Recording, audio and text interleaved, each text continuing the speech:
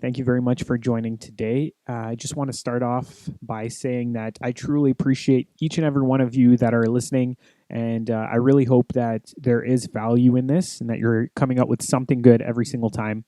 I'd love to hear your feedback, so if you want to connect with me, just give me a call or feel free to text me.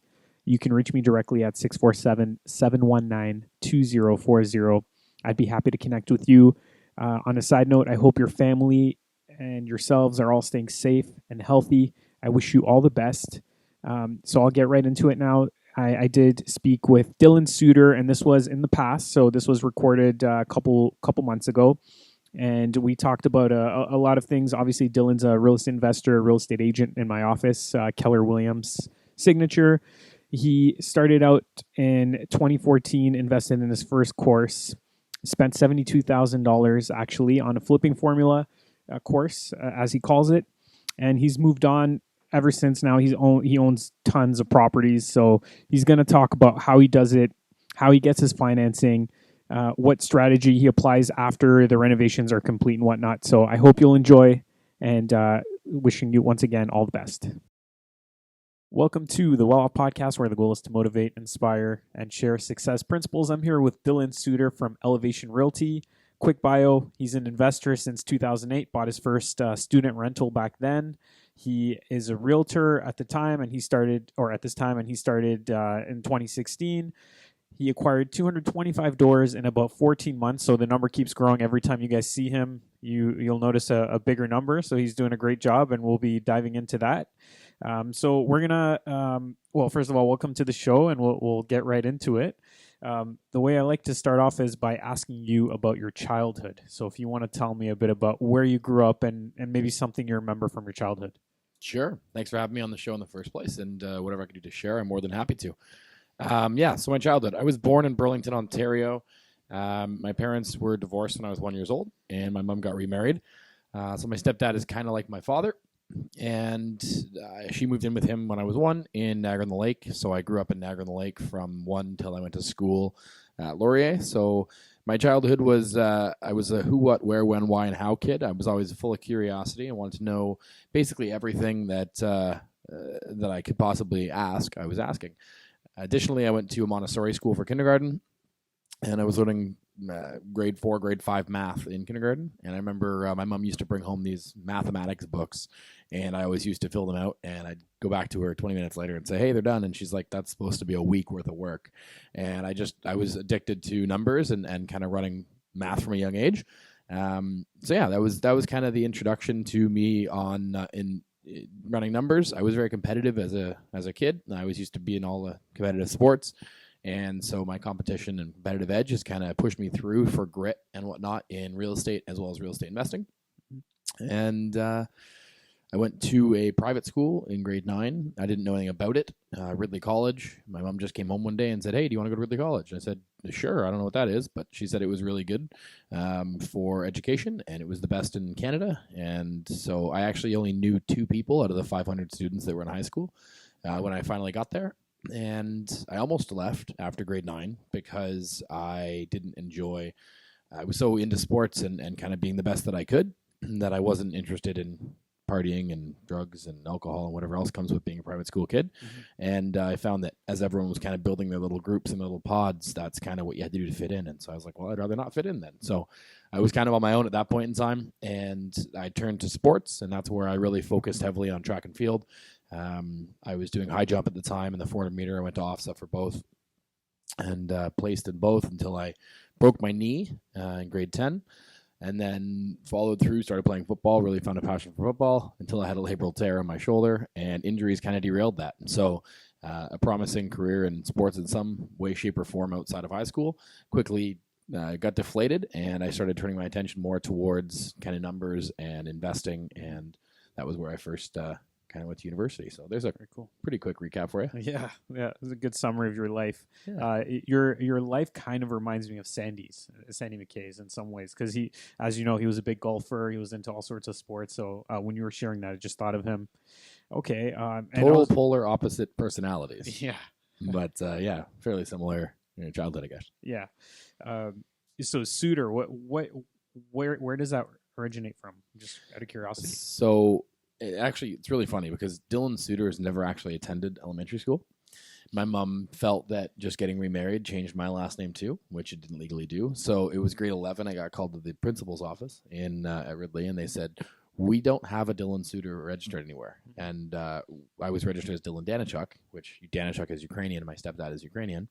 And so they actually had to change my name legally to Dylan Suitor Danichuk. And I realized at that point in time I wasn't about to type out or handwrite the 20 letters or whatever it was for last name. So I said, no hyphenated last name. I'm going back to my legal name.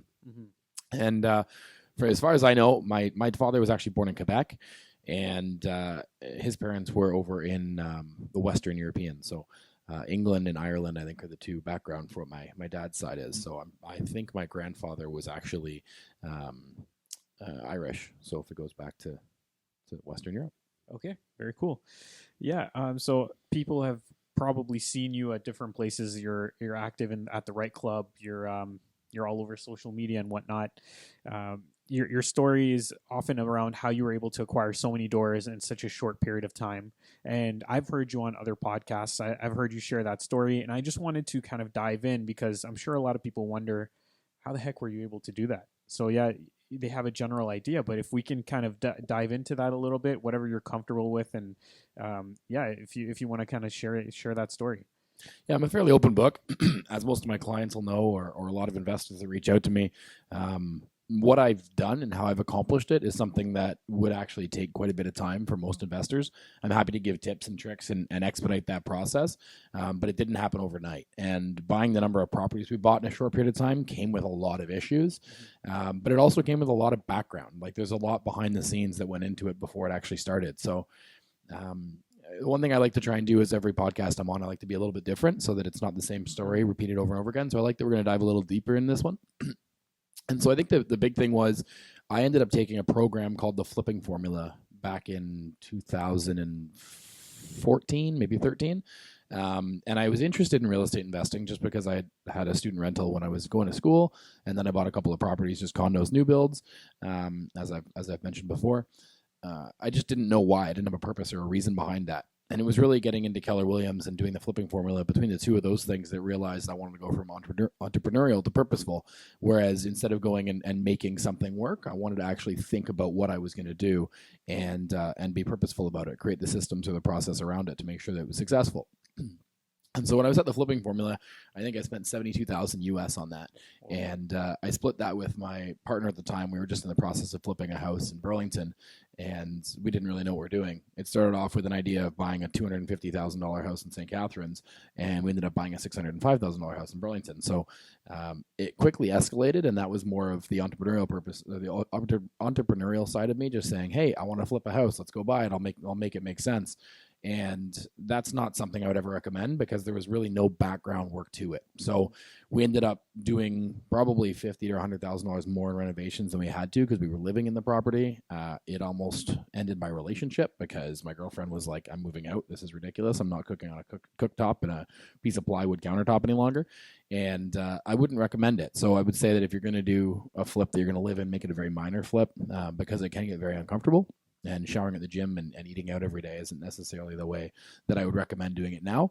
However, it is something that is very important because I thought we were going to be saving money, but we weren't really saving money in the long run. But we were able to use some of the benefits of living in the house with that property. So getting a little bit deeper into that, the Flipping Formula, that $72,000 education, the one thing it did for me was it taught me that I needed to look into more local meetups and local events. And that was where I first heard about REIN, Real Estate Investment Network. And so I went to a REIN meeting just randomly because they told me to look into it. So I went to that meeting and I met Daniel St. Jean at that day, at that event. And that was after the first REITE Club had ever happened. It was actually called the So REITE group at that point in time. And now it's changed to the REITE Club. So Daniel got introduced to me because Adney, I can't remember Adney's last name, but Adney came up to me randomly and was like, hey, who are you? I haven't seen you before. And just being social, and he introduced me to Daniel. And then Daniel said he had a meetup in Burlington, and Daniel was actually from Niagara-on-the-Lake, which is where I grew up. Mm-hmm. And so we kind of connected over that for a little while, and I got to know a little bit about the new So REITE group that he was launching and Southern Ontario Real Estate Investors Training. And so that was kind of my introduction to the REITE Club now. Through that, I got to know Alfonso and Sarah and Laurel, obviously, the founders of the group. And there was actually another woman involved in it when it first started, and she moved out to Nova Scotia, so she's no longer a part of it. That's something that a lot of people don't know about the REITE Club. But what I found was every time I went to the REITE Club, I wanted to meet someone new. And I actually met Mike and Jen Richter at the REITE Club, the first REITE Club I went to, which was the second one that ever happened. And I remember asking them to grab a coffee, so we did. We went out to Starbucks. There's a reason why I'm explaining this right now. And so we went to a Starbucks to grab a coffee and just kind of created a relationship. And it was actually 3.5 years later before they actually purchased a property off me. I didn't know what I didn't know, and I didn't know real estate investing at that point in time. I didn't know creative financing at that point in time. There was a number of things that I was totally unaware of. I had taken the flipping formula, and one thing you'll notice in a lot of my track record and what you see is I'm very good at listening to what someone says, and if I think it's a good idea, believing it 100% without doing the research. And so I did exactly that. And so the flipping formula told me a couple of things. They said, okay, well, if you're going to do a full gut reno, it's $50 a square foot. Well, those are kind of American pricing back in 2014 or 15, which isn't really what I would recommend for a renovation nowadays. A full gut reno, you're probably higher than $50 a square foot. But that's where I started to get an idea of what price per square foot could I actually look at. And I started getting quotes, and I started breaking them down to price per square foot. And that started allowing me to estimate what a renovation would be pretty quickly, which was one really big important part to what I was doing, because I no longer had to rely on my power team. I'd be able to walk in, because the power team is as good as you bring it together, but you also have to rely on the fact that you're the one that's going to be buying that property. You have to take responsibility for that property. So while with the properties we purchased, there's been a couple that haven't been as big of a victory as we would like, we are pretty good with our numbers on knowing what the renovations are going to be, which has helped me as an agent. Getting back to the conversation with Jen and Mike, it took me 3.5 years to build that relationship, just like it took me over 3 years to build the relationship with my mortgage broker that allowed me to move forward and purchase those properties. So on the outside, people see that, the first property we purchased and closed was 2018, October 3rd, which ended up getting delayed, but October 10th was the first one that officially closed, and we only had 4 that we bought in 2018, 3 or 4 that we bought in 2018, because I wanted to make sure that this 100% financing was actually a thing. Once I realized it was, and it was actually closing and I was getting the funding, then we started really kicking it into gear. And that was when we started to buy everything we could until end of Q1 of 2019, where we started making a plan to buy in a second city. And then I remember in June, July, August of 2019, we were having about, I think 1 month we had almost 30 closings last July. And that was where we kind of looked at it and said, oh, wow, this is an interesting situation scenario I don't really want to do again. So what it did was it forced us into making more connections. And so the other thing I'll say is that a lot of times people look at where we're at and what we did and say, okay, I want to scale that quickly. And then they'll go to their mortgage broker and say, oh, my mortgage broker said I can't get that kind of financing, or, oh, that deal is too good to be true. You have to keep in mind that I personally spoke with over 150 mortgage brokers. There is my whole mortgage file. It's in a Dropbox. It's in a Google Drive. Like everything that someone could want to look at me to pre-approve me is in one drive in one spot. And I built that out because of the fact that I was shopping around so much. And that's not necessarily to say that you have to shop around all the time, but I think that given the time you talk to someone, no matter what that power team member may be, if they're all of a sudden too busy, they may not realize that you're a top buyer or a top client that could transform into something. So you have to position it in a way that you're just as responsible to go after and get their attention as they are for yours. And realizing more and more that nobody's on a pedestal. So realizing that everyone's equal and everyone's able to go out and get the same kind of opportunity. You just need to build that relationship. And I remember with Claire, I mean, there's conversations I've had with her before where she's like, I didn't believe that you're actually going to buy the properties you're going to buy. And I remember when you first came in, she laughs at it all the time. We joke about it now. She goes, when I first had that conversation with you, I rolled my eyes when I hung up the phone and I said, oh, here's another punky real estate agent who's going to go out and buy all these houses. And she's like, now you've kind of proven me wrong and proven me that you are actually going to go out and buy them, and you are a hardworking individual. So I think that the reason I tell you that whole story is because it's not just the 14, 18 months, whatever it's been that we've scaled up. And I say 14, it was really about 8 months that we bought most of our properties in, but because of the fact that we slowed down and we had some delayed closings, it spanned over about a year and a bit. And now, right now, we're starting to buy again. So we have some closings. We have a couple of closings before April, but most of our closings are after April. And we're in a position now where I've gotten the green light to go ahead with 5 properties a week. So I know that within budget. If it's if it's under $250,000 purchase price, I can do about 5. If I want to start looking at $800,000-900,000 purchase prices, then I should probably stick to 2 or 3 a week. So knowing that system and knowing when you're going to actually close, like we have 2 days we close on, so we're closing on Tuesdays or Thursdays. That's it. We won't close on a different day, and that avoids holidays, that avoids long weekends, and it also gives us a day in between to catch up if we need to. So realizing, like understanding what we did wrong and picking apart our mistakes, we're always improving on, because there's been so many times where we have had a scenario or a situation that if we would let it, it would have totally derailed us and we wouldn't be where we're at right now. But going through and fighting through where we were at, I think on completion, which will be by the end of this quarter, we'll have everything completed. I think we're at about $26 million in property. And that'll be between 75 and 80% loan to value upon completion. Now, I will also say that because it's taken so long to complete this stuff, we haven't had the funding to renovate as much as we wanted to. So it hasn't been as productive as it could have been. We could have definitely been a lot better off, and the market going up definitely helped. So if it wasn't for the market increasing double digits in the areas we're looking at last year, we probably wouldn't still have that 20 to 25% equity, which means we would have had to sell some properties, or we would have had to keep a second mortgage, or we'd have had to do another promissory note, whatever that would be, or inject additional capital. So there's a number of things that went right for us, and learning what I've learned now and going through the Tony Robbins Platinum Partnership Program, I know that I'm going to be more protective of what I'm looking at, what I'm buying, and I'm going to be more cautious, because we did have a lot of stuff go wrong, and we did have a lot of stuff go right. And if all that stuff that went right didn't happen, we probably wouldn't be in the same position that we are today. Mm-hmm. Not saying that we'd be belly up or anything, but we wouldn't be in as advantageous of it as a position. Right. Okay, so we covered a lot of stuff here. What I wanted to ask you was the 225 that you purchased, the 225 doors. Were those all with 100% financing, same strategy? All except for the 32-unit building. The 32-unit building that I purchased, I actually bought with 2 other partners, one of which is my cousin. And I guess it is 100% financing because he bought it in cash. Oh, okay. But he's also pretty well off. And I can want me to dive a little deeper into how I got through the mindset with him? Let's cover that. But I just wanted to ask you about your 100% financing first, because I'm sure a lot of people are wondering. Can you explain how that works? Because a lot of people don't think that it's possible. So do you want to explain that maybe briefly?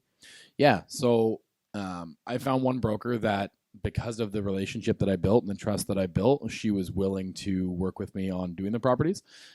So she'll finance the purchase price, and I'm not going to share numbers, the percentages, because I think they've changed slightly, and I don't know exactly what she offers right now, so I don't want to throw it. And it's different; it's case by case, right? And so, I mean, you're going to look at somewhere between 8 or 9, sometimes 10% interest annually. There'll be a lender fee of some sort, and usually 2 or 3%, and then a broker fee somewhere between 1 and 2%. I have talked to a couple other lenders that'll do 100% financing. Their fees may be a little bit higher. Mm-hmm. Sorry, their fees may be a little bit higher, but ultimately where I look at is we have 3 criteria we look at when we purchase a property, and if it fits into that 3 criteria, I don't really care what the fees are. Mm-hmm. If I'm going to make $100,000 profit on it, if we're going to be 75% loan to value or less based on the ARV we have, and if we have a 6% cap rate or higher, then we're going to purchase the home. Now the cap rate has changed. We used to be a little bit higher, 7 or 8%, but it has gone down a little bit just because cap rates tend to be a little bit lower now than they were in the past. But if it fits into that 3 criteria, if I have to pay 50% interest, I don't care, as long as it fits into that. Now that being said, when I say I don't care, it's not like, hey, bend me over and let's go for 50% interest. But I think what it really comes down to is if I find a good enough deal, then there's enough to go around. I'm always about abundance, and I would rather make the deal happen and have everyone win than to not make the deal happen. Okay. So how does that work then? You're doing 100% financing. Are they cash flowing after you've renovated them? Yeah. And are you refinancing? Obviously. Absolutely, yeah. So, I mean, what I just explained to you, those rates, those are for our first mortgages. Second mortgages, I've gotten anywhere between 9 and 12%, and the fees have been anywhere from 2 to 5%. So I haven't done as many second mortgages because they don't tend to make sense as much.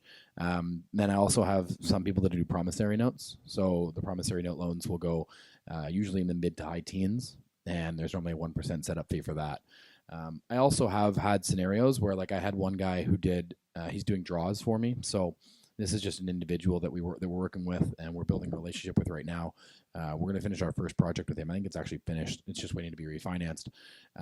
But he said he's got about $4 million for us starting in April, and he wants to give it to us on any project. So what he'll do is he'll actually close the property. So it'll be in our name, but we'll purchase it. He'll give us enough money to close it, and he'll give us normally $30,000 to $40,000 to get started.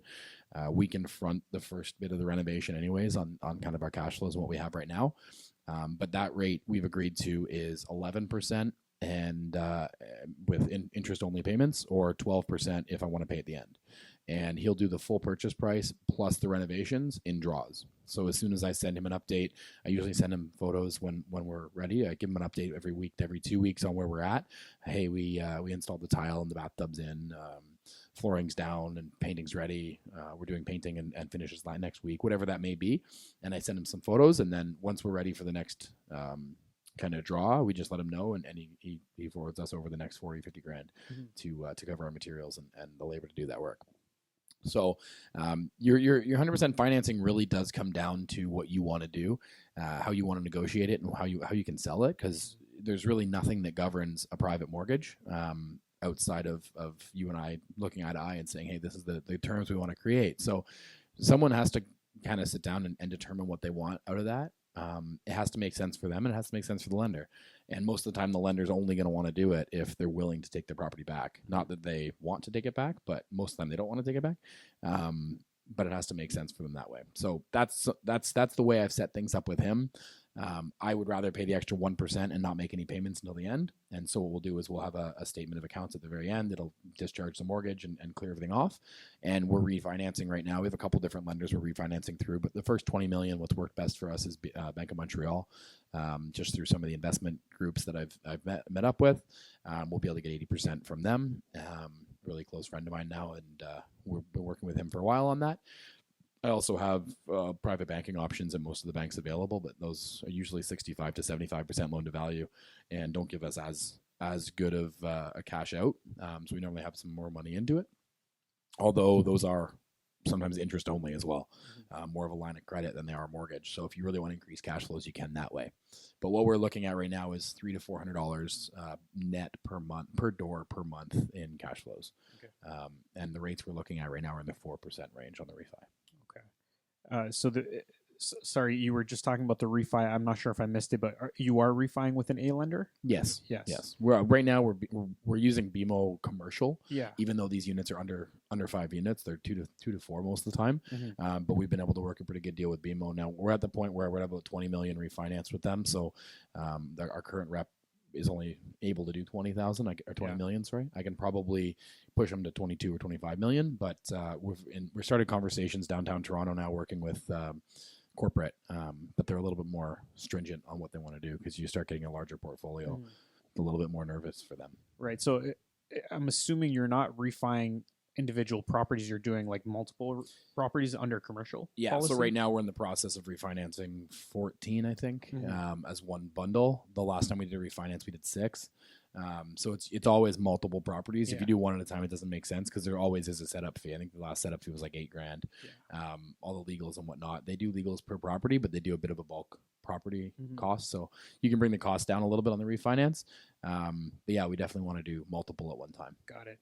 Okay. So so that's the only way that this strategy will work. And you're saying, well, not the only way, but one of the ways, you're saying that you're kind of delaying the interest payment until the end of the project once you've refied.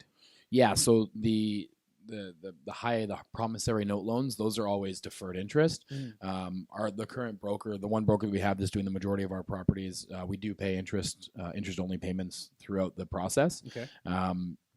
But the one deal that I made with that one gentleman, the 12% one, that one is we deferred the whole payments. I paid a 1% premium to him to defer all payments. There's no lender fee, no broker fee, just the legals to set that up. And he was actually a referral, so I'm paying the referral source a slight referral fee on that one as well, which I was happy to do, because it's a winning. Again, I'm all about abundance and winning all around. So cool. Well, why are you doing all this? What's the reason that you're looking to grow this huge portfolio and do all this stuff? Well, that's a great question. I think when I first got into it, I had a bit of a different reason than what I do now. I first got into it thinking like I want to replace my active income with passive income. I teach that class quite often and do a lot of speaking about replacing your active income with passive income. That was really the only reason. I didn't like. I owned a painting company at the time, and I felt like every year I was redoing what I'd done. There was no real building on it, so I wanted something that was going to build equity and build wealth. And real estate investing was a really good way for that. But what I've realized over the last little while, it was actually probably right in the same time, November 2018. I went to Tony Robbins' Unleash the Power Within in New Jersey, and Tony talks about the 6 human needs: certainty, uncertainty, love and relationship, significance, growth, and contribution. And the first 4 of those human needs, and love and relationship is one, by the way. The first 4 are kind of a need that are selfish, and then the growth and contribution are the needs that are selfless, and those are the needs that that Tony says we excel when we reach and when we're living in. And so I focused on 2018, the rest of 2018, and then all of 2019. I really focusing my energy and my time on growth and contribution. And what it did was I was happier all the time. I was always smiling. There was not a whole lot that really got me upset. I mean, when we missed our first closing because we didn't have the funds in time, I thought the world was ending. And now I go through it, and it's like that's not ever what I want to do. But sometimes things are out of our control, and as long as you're doing it for the right reason and the right purpose, then I'm able to focus on a little bit more. And the contribution side of things, it doesn't just mean donate money. It's donate your time. It's donate your energy. Speak positively. Sometimes people will walk in and say, "How was your day?" And I'll always say, "Awesome," or I'll say, "Great." It'll never just be good. A lot of times I find people they're programmed to just answer, "Oh, it was okay," or "It was good," or "Oh, it's been a pretty rough day." And it's very rarely that you'll catch me that'll speak negatively that way. I program myself to always kind of focus on the positive, and that really came from wanting to give back. And just recently, I came back from Sun Valley, Idaho, with Tony Robbins, his financial platinum trip.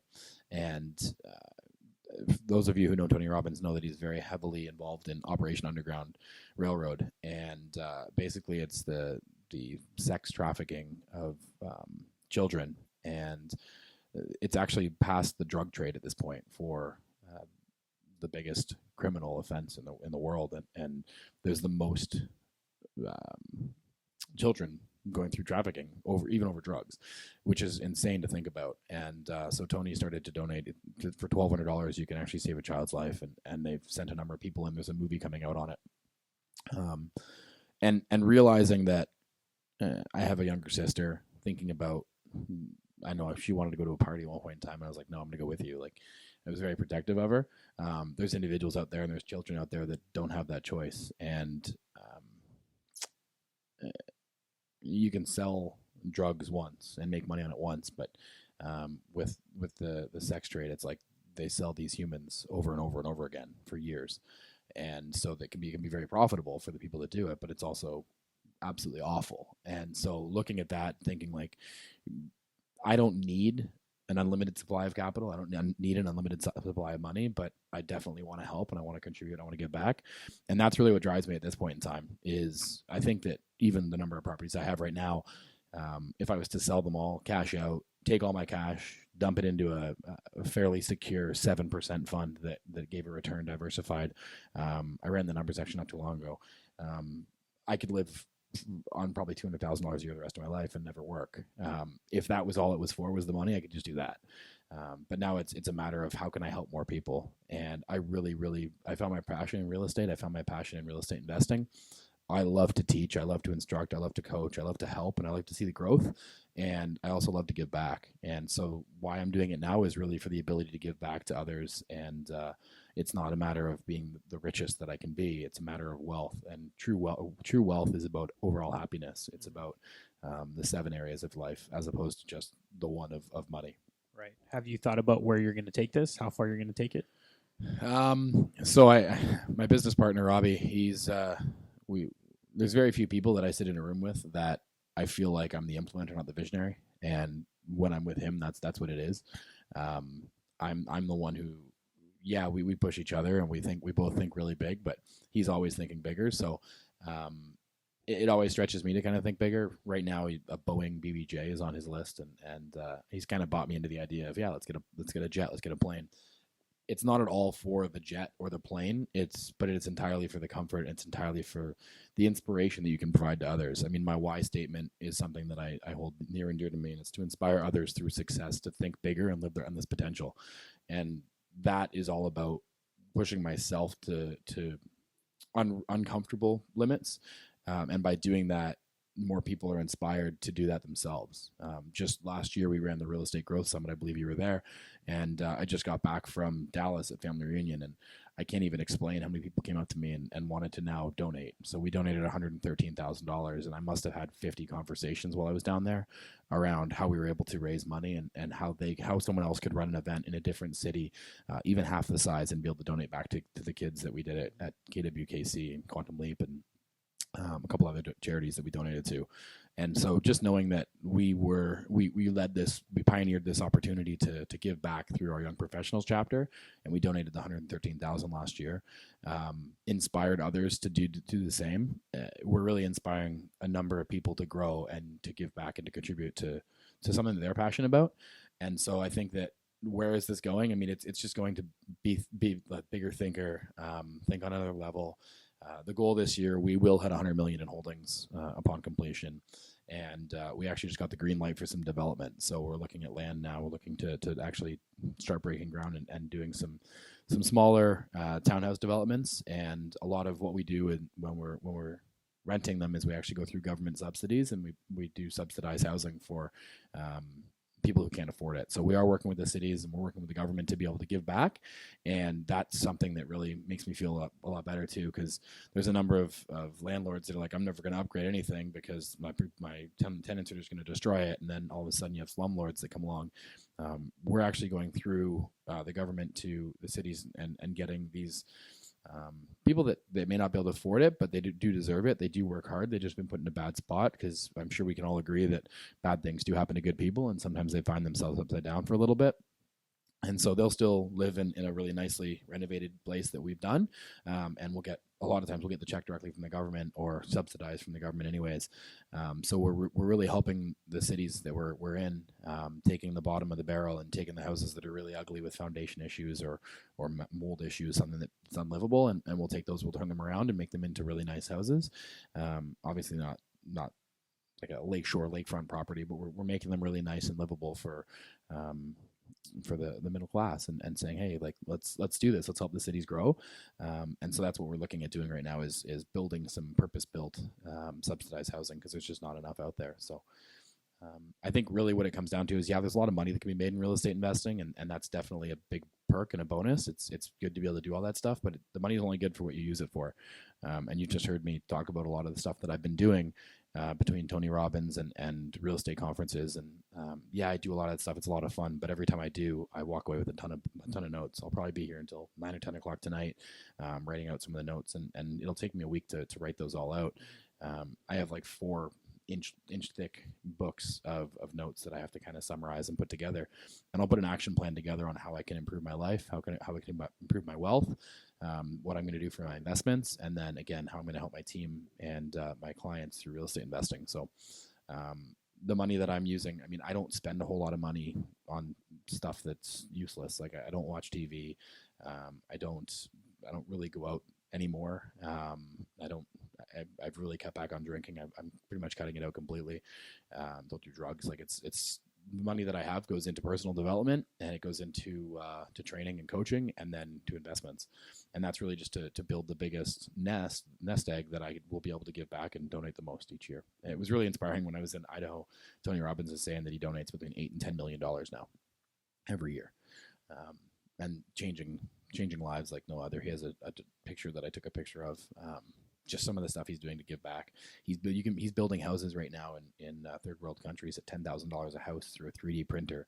It actually prints the beds and stuff in the house. And for $10,000 a house, he's printing these things. He's printing 100 a year, and they're actually like 400 square foot houses that people are living in. Mm-hmm. That kind of thing is just mind blowing. That's the kind of thing we can do. And so I'm starting to look into a little bit more of that. How can we create more sustainable living for the world and really make a bigger difference on a larger scale? Awesome. Yeah.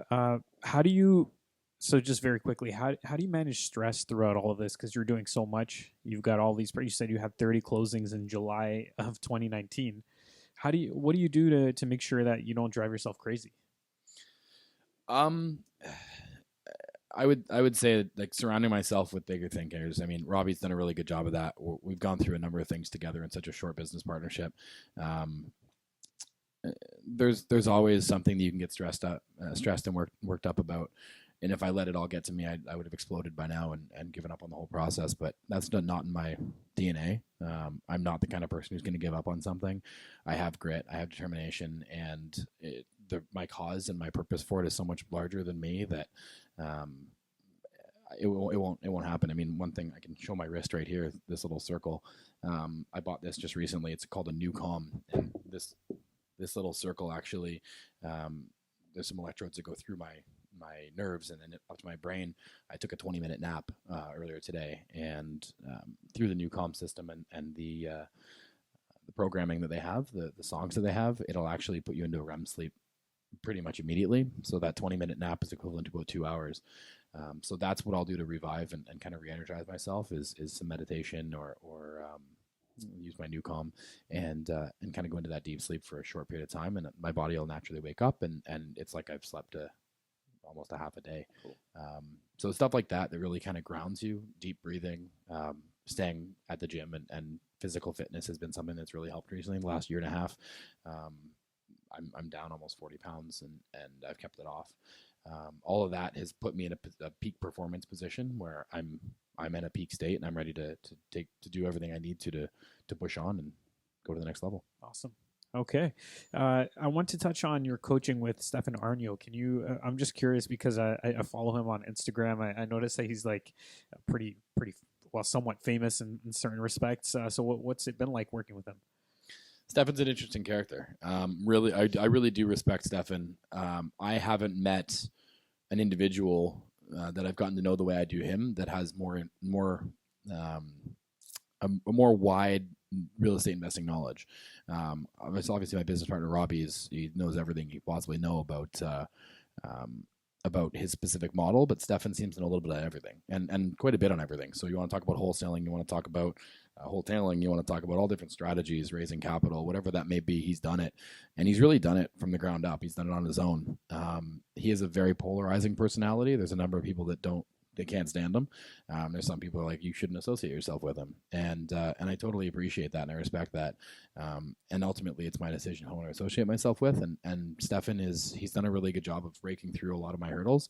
And you asked about stress a minute ago. I would say I attribute a lot of my stress management to Stefan. He has helped me through a lot of that. I've opened up and he's been my diary at times where I've just been able to share and he'll push me through some of the weaknesses or the pitfalls that I will encounter, along with really give me information and knowledge for any area. So he's been an awesome mentor and coach. And I actually put my coaching membership with him on hold in October because I wanted to repurpose my last 3 months of coaching into rebrand and my branding. He's huge on your brand is the most important thing you'll do. And I just wasn't ready to jump in. He wants me to write a book and wants me to do a podcast and all these things. And I'm too focused on what I'm doing right now. And I really want to get myself stabilized. And he also did his 40-day fast again. So he went to the jungle and does his whole 40 days over Christmas and New Year's. I think he just came back out of that a couple weeks ago. So 40 days with no food? Yeah, 40 days with no food. It's his second year doing it now. He's nuts. He's insane, and I think his big thing is saying that biblically and historically, like 40-day fast is what'll take you to a whole new level, and he goes really deep on that. He talks really deep on what the other side is all about, and he said he was like pronounced dead at one point in time after his first 40-day fast and kind of revived, and he was just basically insane. It's really deep stuff. Wow. I'm sure you can read about it on his Instagram or on his books. I think he made a whole book. Dead Man Walking is like volume 2 or volume 3 of one of his books. I haven't read it, but yeah, it's pretty deep. So the guy, he's definitely a very interesting character, and he's a great guy. You just need to get to know him and know that I take what he says with a grain of salt. There's some things that I don't agree with, and I just won't act on those. But he's entitled to his own opinion as well. So Sure. Okay, very cool. Yeah, we covered a lot of good stuff here. I wanted to jump into the next section. Is there anything you want to add before we go there? Yeah, I'll circle back real quick about the 32 unit building. My cousin was inherited a pretty good sum of money, and I started with nothing. My net worth was negative until a few years ago, and my cousin's is 30 million and multiple businesses that drive more revenue. And so it's like, you know what, he can kind of coast and live on that for the rest of his life. Really finding out his purpose and his why, because this is going to help individuals if they want to try and raise capital for private financing or partnership. Really finding out what their purpose is, and what it took me a while to actually get to know this, but he said that he wanted to get to 100 million in net worth. And so we started using that as leverage. It was an opportunity for us now to say, hey, you know what, we are your golden ticket. I mean, he's not going to do the activities he needs to triple his net worth in his life. Unless the businesses generate it or there's a big boom, I don't see him having the grit or the determination to do it, because he doesn't have to. Whereas working with myself and David Belanger, my other partner on the 32 unit building, like, we're driven, we're committed, and if he's willing to kind of put the money up and work with us on this building, we want to buy more. And so how can we take this first 32 unit building and turn it into 1,000 or 10,000 units and have him involved in that? And he'll be our finance partner on it. So the rate we're paying him is a little bit higher. He's getting a third of the building, and then he's also getting a percentage on all the funds. So we're giving him a little bit more than we really had to, but we're building a relationship that's going to work long term, whereas he knows that he's not getting that same deal in future projects. So it was really overcoming and asking the questions as to why it was valuable or important to him. This is his first investment through real estate. He's never invested in real estate before. It's all been businesses and what he's been left. So asking the questions and finding out what is important to him about doing this deal with us, and what it really came down to was the number one thing he was interested in was supporting me and being in business with his cousin. And the second thing was getting himself from 30 million to 100 million in net worth. And so when you start looking at that, now it makes it a lot easier conversation. So when you have your listeners are out there and they're trying to raise capital for a real estate investment deal, or they want to joint venture with someone, they need to ask the question of, why do you want to partner with me, and what are you looking to get out of this relationship, and be very transparent and upfront on it, because at the end of the day, that's what's going to make or break that relationship moving forward. So just wanted to touch on that real quick, because I think it's pretty important. It's something that's overlooked. A really good book that people can read is called The Power of Questions, and you can dig a little deeper into what asking the right questions will do for you in your business. Cool. Yeah, I'm glad you remember that. Totally forgot that you were going to circle back to that. Yeah. All right, perfect. So let's jump into the next section, which is the random 5. So I'm going to ask totally random questions. You just answer the first thing that comes to mind. Number 1 is, have you ever walked a tightrope? Were these questions generated? Do you generate those 5 new every time, or is this like the same 5? No, it's always new. It's always new. Yeah, it's always a new question. Or new questions. Pretty crazy. You ask one thing I haven't done. No, I have not walked a tightrope. I've done a number of things. Yeah. I have not walked a tightrope. Okay. Maybe it's something to add to your list. Are you related or distantly related to anyone famous? No, not that I'm aware of. Okay. Have you ever tried to make your own alcohol? I have not. All right. Bunch of things to add to your list, maybe. Yeah, apparently. If you were held at gunpoint and told that you'd be killed if you didn't impress with your dance moves, what dance moves would you pull off? I'd be dead. That's not, I mean, I'd probably have to have some of my own alcohol before I got some dance moves that would be impressive. Right, there you go. And what success principle do you live by? Ooh, that's a little deeper. I really live by, you can achieve anything you want to achieve. It's just a matter of putting yourself in the position, pushing yourself outside of your comfort zone, and really focusing on your main purpose and the reason for why you're doing that. So I think if you have a strong enough why or strong enough purpose, and you're willing to fight for it, that anything is possible in this world. And I keep getting surprised every day on more and more of what can happen and what can be possible. So anything is possible. I agree. Okay, so before we wrap things up, do you want to share how people can reach you and what services you offer? Absolutely. So I have a team of, including myself, there's 4 real estate agents now and 2 admin. We work out of Oakville, Ontario, in the same office as you. you can find us at the REITE Club. We are a sponsor for the REITE Club in Burlington. So that's at Guelph Line and Harvester at the Holiday Inn. So we do that once a month. You can also find me on Instagram at Dylan Suitor Elevate, or you can check out our Instagram handle that Robbie and I just started. It is Elevate Sid, so ELEVATE ESID. And so SID actually stands for Spend, Invest, Diversify, is Robbie's corporation that he's building on, and Elevation and then Elevate is kind of the focus that I'm at. So at Elevate Sid is the thing you can check out there. You can also check us on YouTube. We're starting to add quite a few YouTube videos to that now. We got a bunch of footage in Fiji. We'll continue to release that more. Or you can reach me at the office, 905-844-7788, and ask to speak with myself and my team. You can also reach us on our direct office line at 905-592-4220. And you can email my assistant at admin@elevationrealty.ca. Cool. All right. That's great. Actually, thank you. You also asked what services we offer. Yeah. What services? So we're really focusing heavily right now on a couple agents on the team are focusing on the residential side. We've turned into like the investment specialists, and that's awesome. And we really respect and appreciate all the clients that trust us to find their investment properties and build their portfolios.